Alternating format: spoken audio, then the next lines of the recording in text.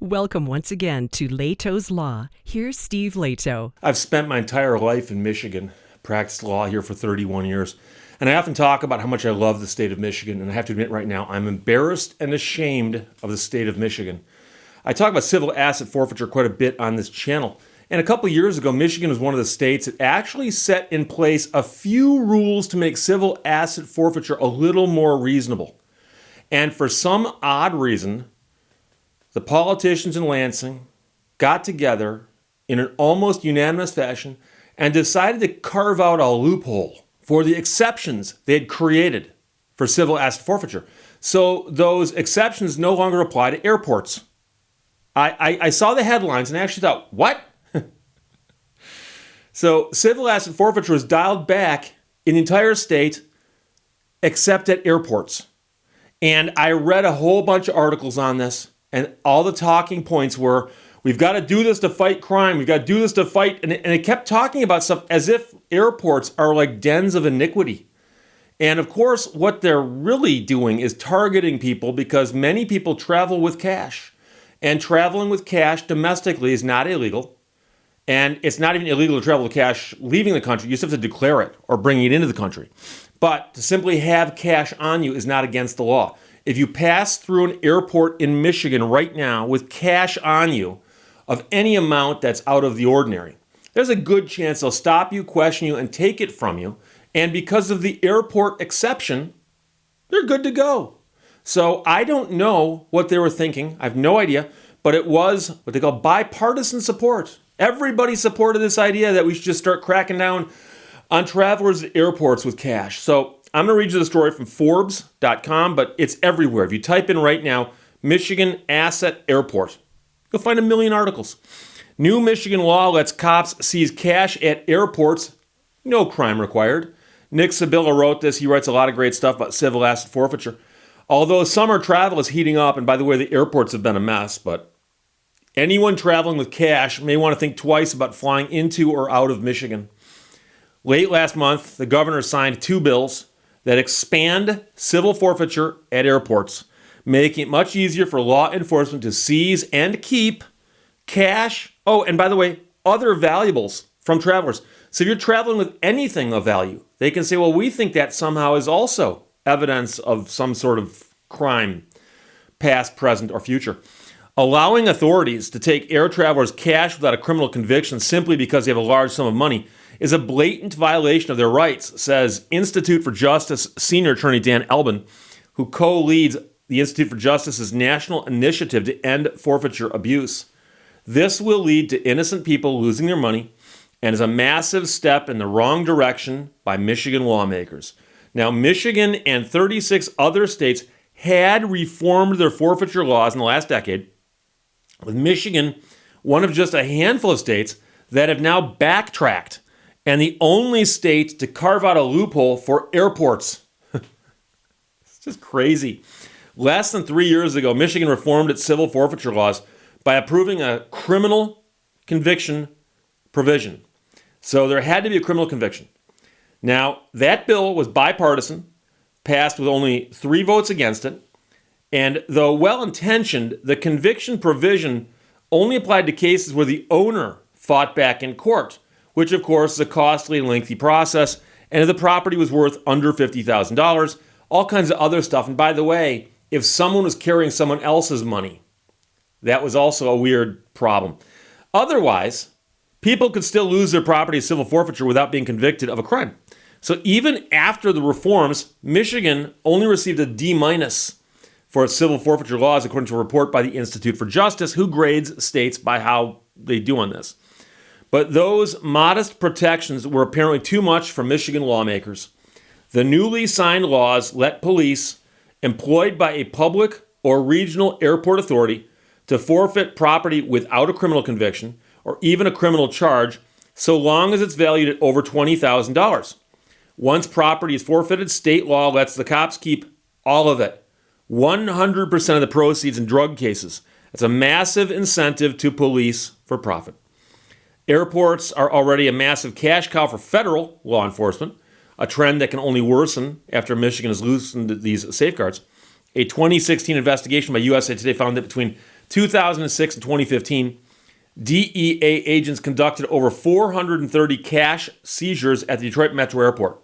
All told, the DEA confiscated over $7.5 million in cash from just that one airport.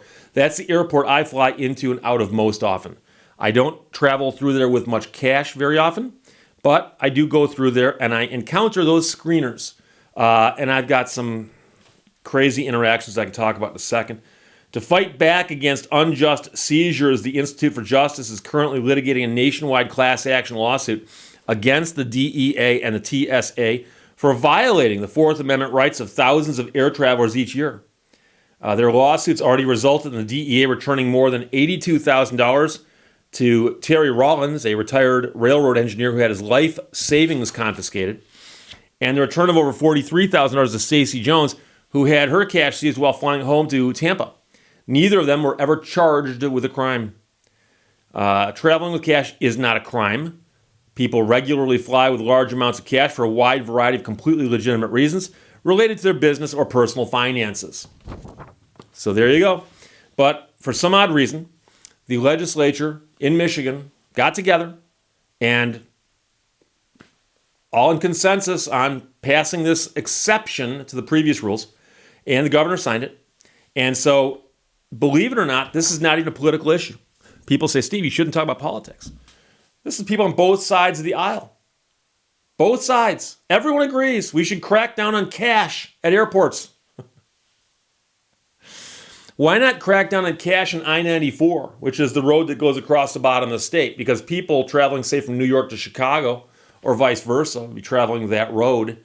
Are there really that many people flying into and out of Detroit Metro Airport who are bringing cash with them because they're committing a crime? Really? And I don't know what prompts someone to sit down and go, you know what we should do? We should crack down on airports. Again, I understand that people might commit crimes, and cash often is used in a crime. But that's why you have criminal asset forfeiture. So you catch somebody involved in a transaction that is criminal in nature. You arrest them. You seize the cash as part of the arrest. And after they're convicted, you bring an action to make them forfeit the money. Most people go, that makes complete sense. Why don't they do that? Well, they'd make less money. They make more money by just seizing cash from everybody. And they just assume you're a criminal if you've got cash. What kind of person has cash? Obviously criminals. So, I don't know what to tell you. I apologize. I'm sorry. If you're traveling in the future, you might want to avoid Michigan if you need to use an airport. I live here, and I've got places to go, and I might be flying out of Detroit Metro Airport. I won't be carrying cash on me. I won't. And, the interesting thing is, ever since, of course, 9/11, the security at airports has been stepped up. And most people understand why that is. And TSA is this new entity that oversees the security at airports. And so a lot of people have heard that TSA spotted somebody carrying cash, and next thing you know, money gets forfeited. So people assume that TSA has some kind of police authority. They don't. They have security authority. They're the ones who oversee the security at the checkpoints to get through the metal detectors. That's TSA. So what happens is that when TSA sees someone carrying cash, nothing for them to do because it's not a security issue. They call the police or the feds and say, hey, we just spotted somebody carrying cash. Come on in, grab it. You can grab it. It's yours.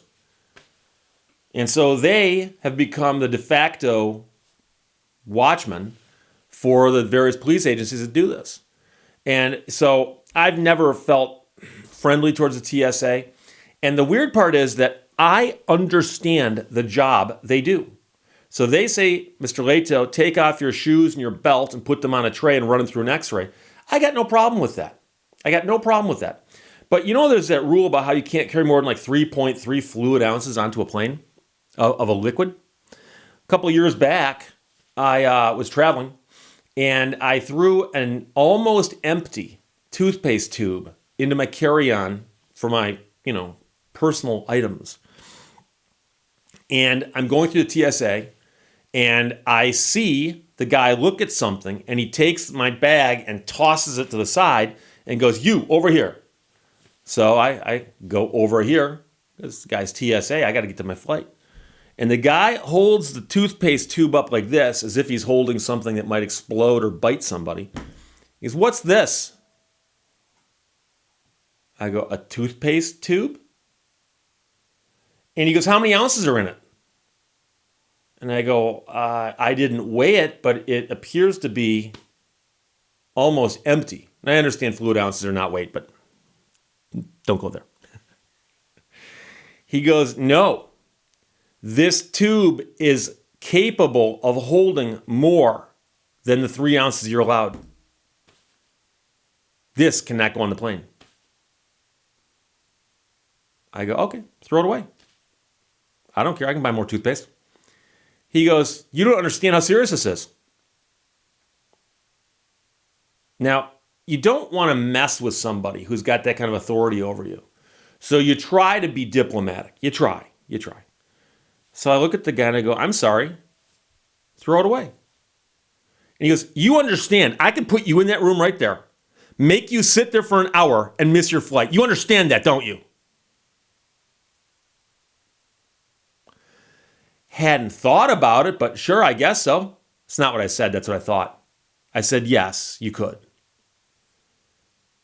Takes the toothpaste tube, throws it in the garbage, shoves my stuff back, and he goes, "Get out of here." Talk about a power trip. And I've had people suggest to me that in the grand scheme of law enforcement, the most talented people in law enforcement get the jobs of state police, FBI, Department of Justice, things like that. The top rung, the top tier, the quality recruits, the best you can get those jobs. And as you work your way down the ladder, you have towards the bottom security guards at malls, Paul Blart. I think below that, you've got TSA. That's just been my experience. I've had some other odd events happen with TSA, but the toothpaste tube was the one where the tube did not have 3.3 ounces in it, but it could have had in an earlier life. And therefore, he could have locked me in a room for an hour just to make me miss my plane, to teach me a lesson. He could have. So I've gone off on a tangent there, I'm sorry. But the new Michigan law that lets cops seize cash at airports is ridiculous. Does not require a crime. And yes, it's a carve-out. It's an exception. It's a loophole, but a bad one. That applies just to airports in Michigan. Just to the airports. Why? Who knows? It's a cash grab. And I'm apologizing right now on behalf of the state. I love the state of Michigan, but occasionally they do really, really stupid things in Lansing, and that right there is one of them. Questions or comments, put them below. Let's talk to you later. Bye-bye. Thank you for watching Lehto's Law. The bicycle is a curious vehicle. Its passenger is its engine.